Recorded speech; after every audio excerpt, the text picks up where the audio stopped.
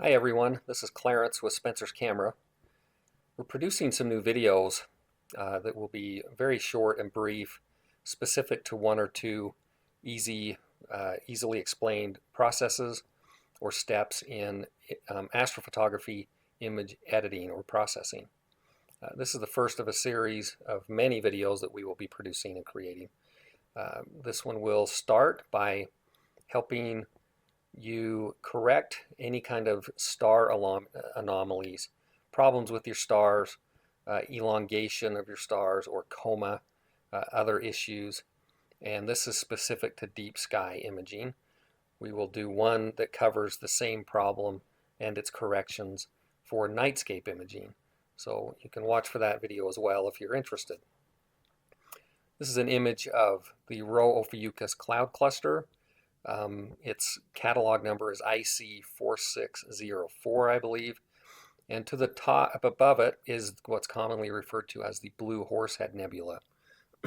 Excuse me. This image was provided to us by a customer client that recently attended one of our photography workshops in the Moab, Utah area in June of 2024.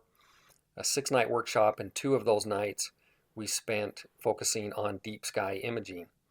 He captured this image at that workshop with a Sony A7 Mark IV astro-modified camera that was modified with the internal filter option of visible plus H alpha, had the heat reduction system installed, and the AA filter removed to increase sharpness of the image.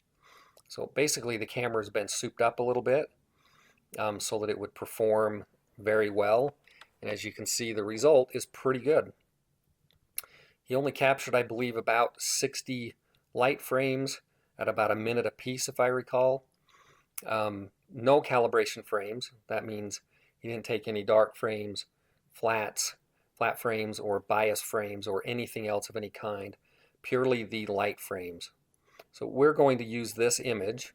This is basically the final edit of the image that you're seeing here, but we will show you all of the steps involved in editing this image. So again, this is specific to deep sky images, deep sky subjects. To begin with, I wanted to point out something very important. This is the image before any editing in Photoshop. The problem we have is if you look in the bottom corners of the image, you can see the stars are not very sharp. They have some distortion, which is very common with most optics. Really high-end, high-quality lenses and telescopes, this will be limited or minimized greatly. But still, in some cases, you can have star distortion and fuzziness, coma, many different things, however you want to refer to those items. But in this image, we want to correct for that. In Photoshop, there's really not a perfect tool to do that. You can go through each star and try to fix them individually, which would take you a super long amount of time. But fortunately, there's a tool on the market today that allows you to correct these issues very easily. Unfortunately, it does cost money. The tool I'm referring to is called Blur Exterminator. It is only available as a plug-in for another program called PixInsight. Many of you may have heard of or you are familiar with PixInsight, but that plug-in that is created by a company called RC Astro. It's rcastro.com. They make about, I think, 4 or 5 different plugins. Some of them are compatible with Photoshop, but Blur Exterminator, the most powerful plugin that they make, is only compatible with PixInsight. So we'll introduce you to PixInsight. The program itself is about a $300 purchase the last time I checked. Might be a little more. That's a one-time fee, lifetime license for all updates. So you pay it once and you're done. Unlike some programs, you pay for their license, and then if they do a large update, you have to buy it again at a little bit of a discount. This one's not the case. You buy it once and it's a lifetime license, all updates included. So you bite the bullet, you buy it once, and it's immensely powerful. If Photoshop was a big learning curve for you, PixInsight is even bigger than that. But we'll start out simple and we'll give you the easy stuff and the powerful tools in a very easy way so that you'll know how to use them.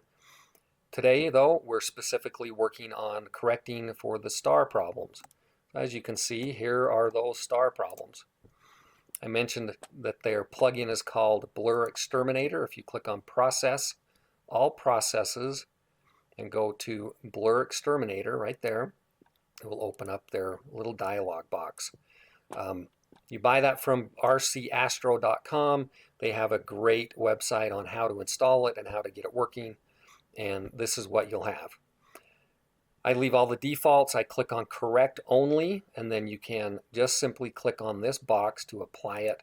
It will apply it to this image. We'll give it a moment to think, and then we'll be back. Okay, PixInsight has finished the Blur Exterminator process. You can see the stars are incredibly sharp. This is the before, and this is the after. So if you use PixInsight for nothing else, in my opinion, this is worth it. If you're semi-serious or serious at all about your astrophotography, this plugin and the power of PixInsight, this is worth it to me. We don't make any money on PixInsight or the RC Astro plugins. Just a strong recommendation to buy this product if you're serious about astrophotography. You can see this globular cluster here. There's the before. There's the after. Everything about this image is sharper and cleaner. So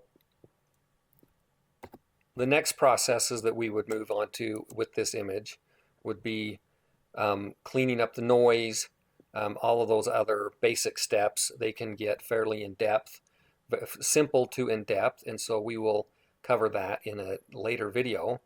If you have any questions regarding any of these tips or recommendations, suggestions for tips to provide, please send us an email at info@spencerscamera.com and we'll get something produced for you. Thanks for watching.